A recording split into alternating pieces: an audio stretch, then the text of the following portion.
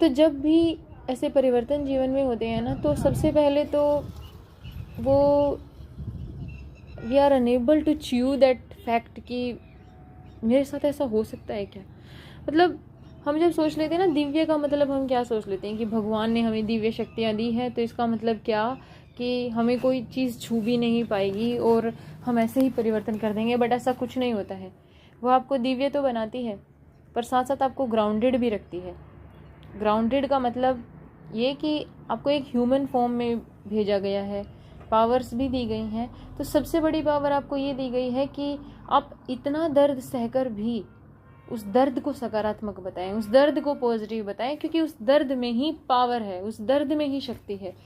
जो लोग उस दर्द से डरते भागते हैं ना, दे आर पावरलेस, क्योंकि वो डर में भाग रहे हैं, और जहाँ डर है वहाँ पावर कभी नहीं हो सकती। लेकिन जो अब कभी मैं भी उन लोगों में शामिल थी, जब तक मैं डरती रही, भागती रही, तब तक मुझे भी ऐसा ही लग रहा था। मतलब जो डरपोक होते हैं खुद को पावरफुल समझ रहे होते हैं कि हम बहुत अच्छा कर रहे हैं, बट असल में असली पावर तो ये होती है कि आप उस एक्सपीरियंस को करें, वो चीज़ आपके अंदर से निकल के जाए, आप उससे गो थ्रू हो, दर्द सहन करें और उस दर्द को अपनी पावर बनाएं, क्योंकि वो दर्द ही पावर बन सकता है, वो दर्द ही चेंज ला सकता है। और उस दर्द को एक्सेप्ट करें, एक्नॉलेज करें, और फिर खुद को देखो, पैट ऑन योर बैक तो करना ही है, अपनी पीठ तो थपथपानी ही है, पर साथ साथ अपना ध्यान भी रखना होता है। मैं एक आत्मा हूँ, मेरी बहुत सारी शायद पिछली जन्म की, इस जन्म की कुछ इच्छाएं हैं जो मुझे पूरी करनी है।